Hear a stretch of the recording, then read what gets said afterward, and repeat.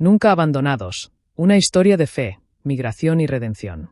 ¿Qué harías si mañana pierdes tu casa, tu trabajo y tu país, pero no a Dios? Presentación del oyente como protagonista emocional. Promesa clara. Esta historia no es ficción espiritual, es un espejo. Capítulo 1. Un hombre común con sueños simples. Samuel como padre, esposo y proveedor. Vida estable. Rutina. Seguridad aparente. Ok final. Samuel no sabía que la estabilidad también puede ser una ilusión. La fe heredada, pero no probada. Samuel creció escuchando el nombre de Dios desde niño. Su madre oraba por las mañanas, su padre agradecía los alimentos, y los domingos eran días de iglesia. La fe siempre estuvo allí, presente como un mueble antiguo en la casa, firme, respetado, pero pocas veces examinado.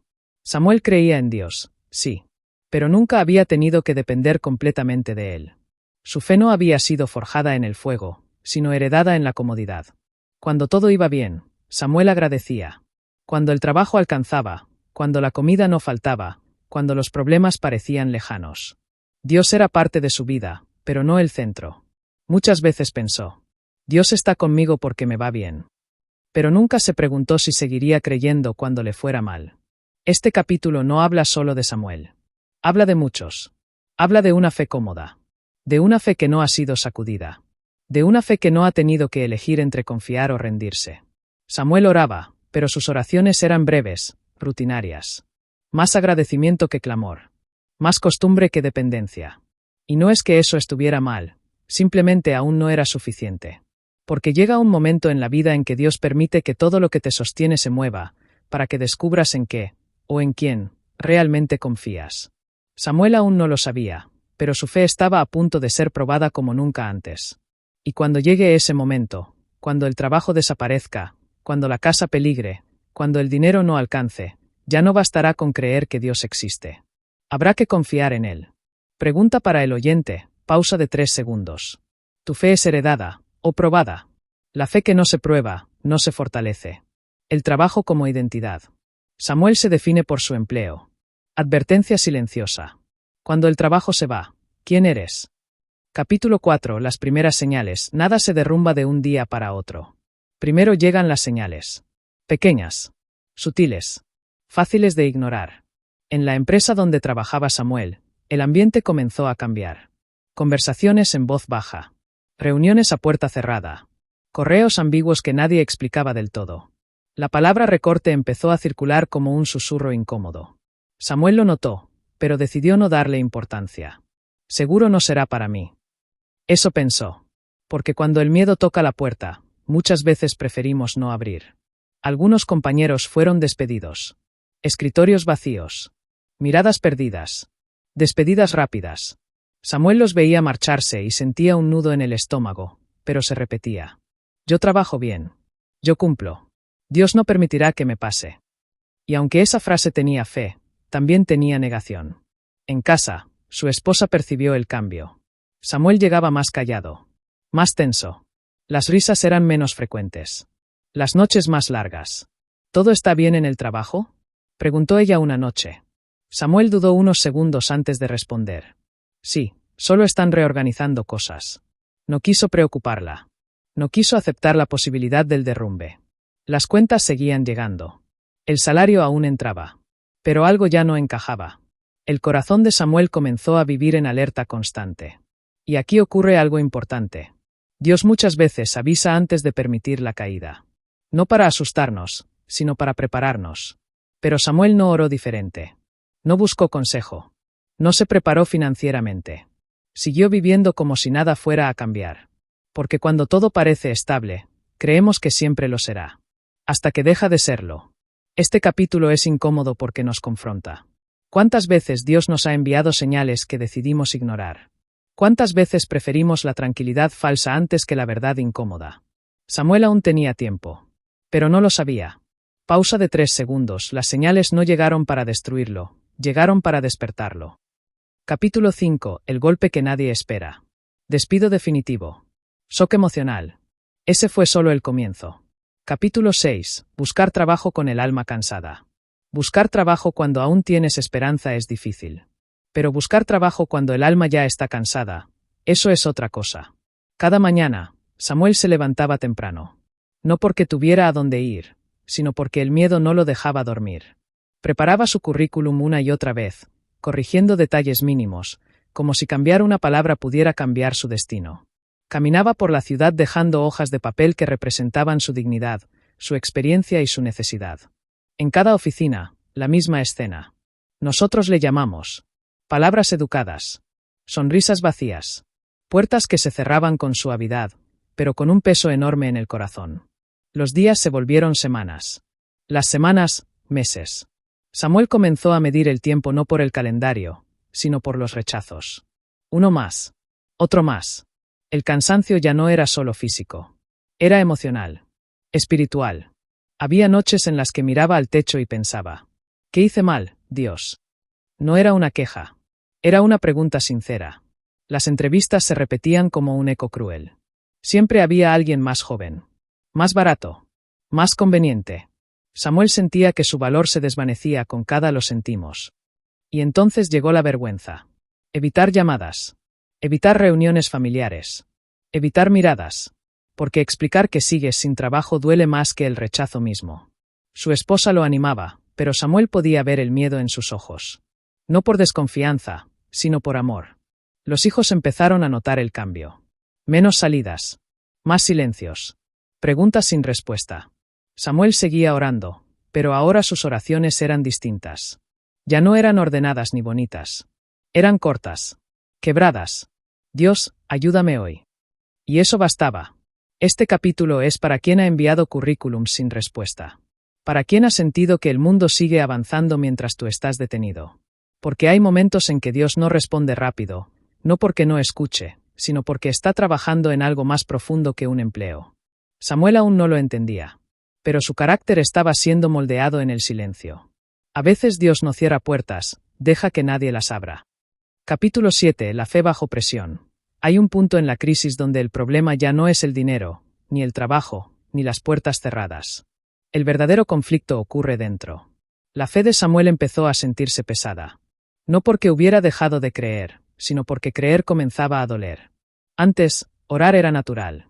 Ahora era un esfuerzo. Cada vez que cerraba los ojos, las preguntas aparecían primero que las palabras. Dios, ¿dónde estás?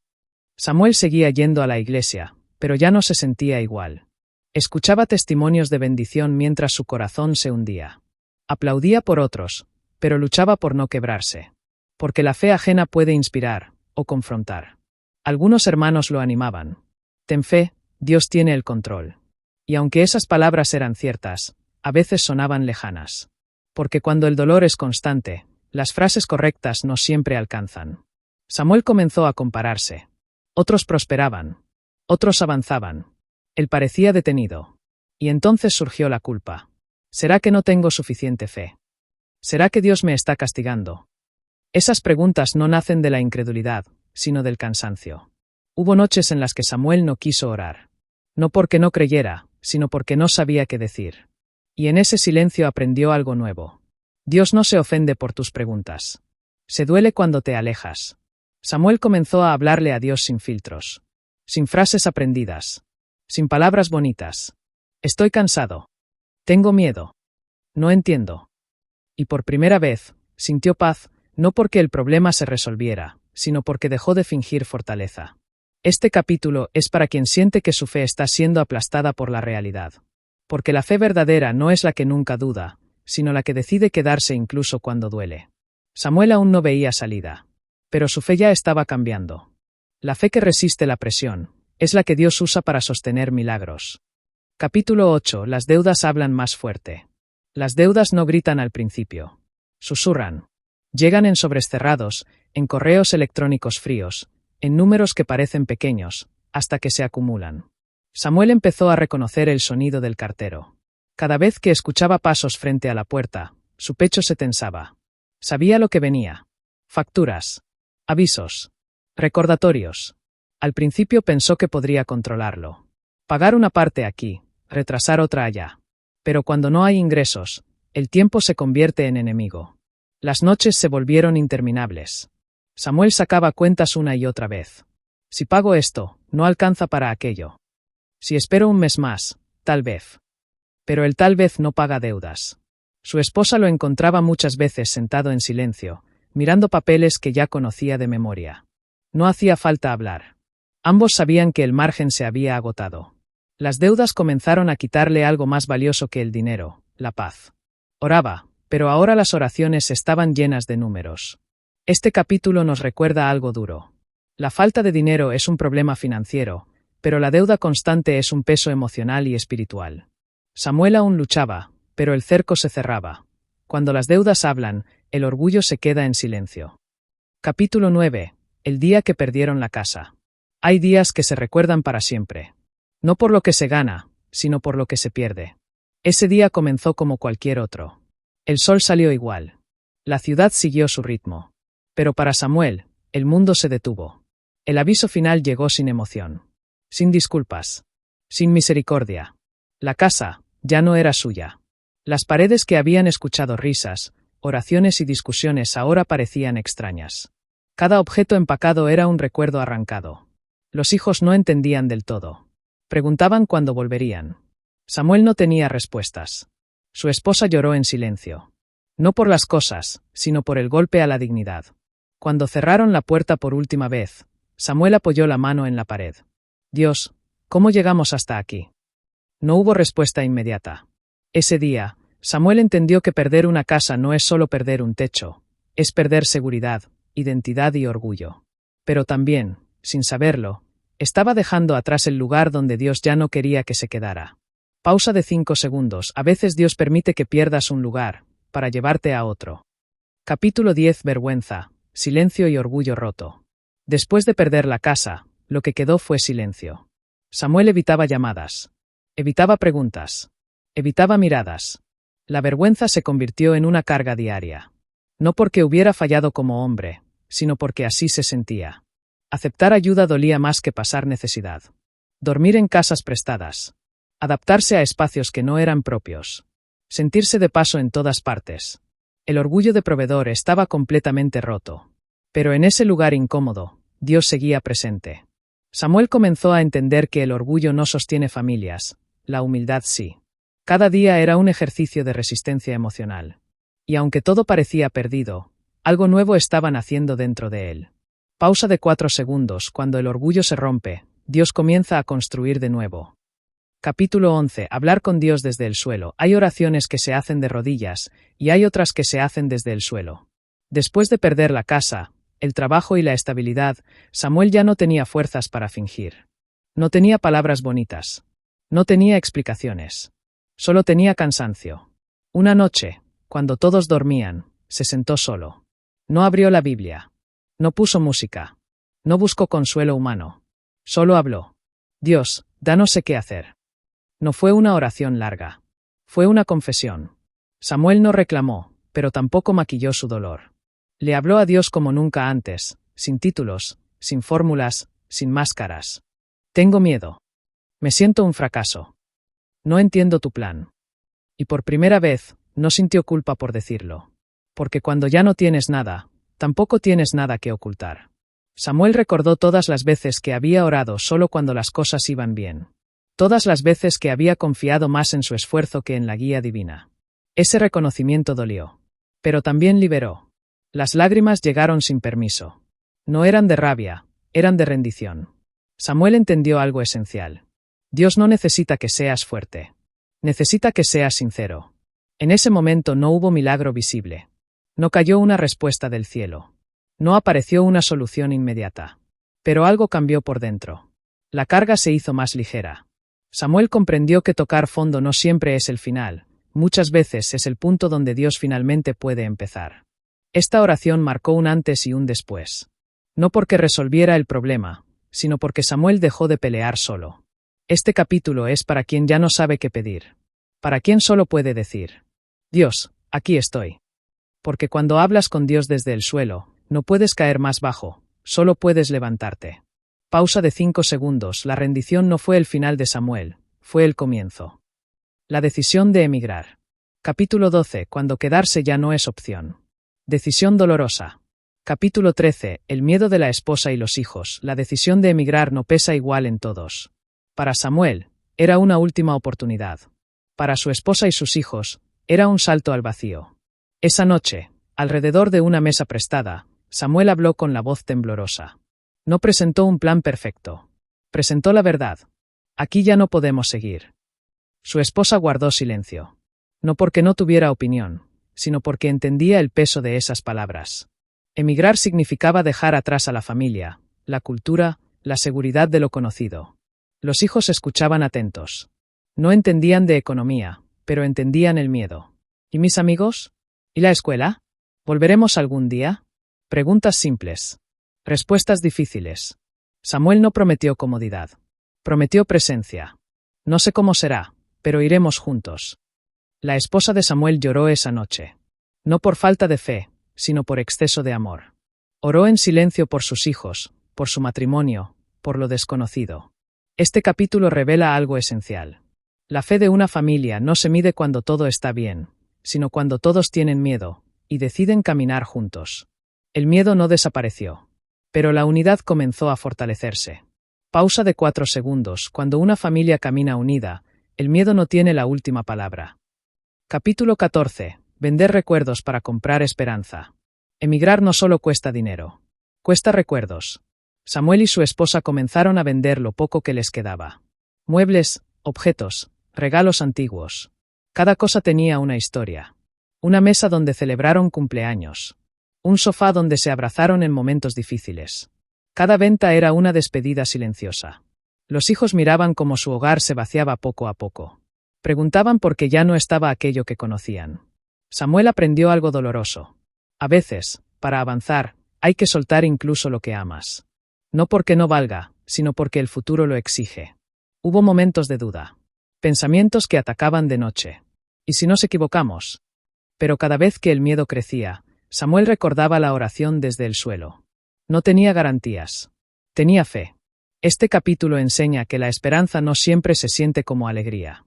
A veces se siente como pérdida, antes de sentirse como victoria. Para llegar a lo nuevo, Samuel tuvo que despedirse de lo viejo. Capítulo 15. Despedirse del país que amas. Duelo migratorio. Capítulo 16. El avión y la fe suspendida. Viaje simbólico. Dios aún no había terminado.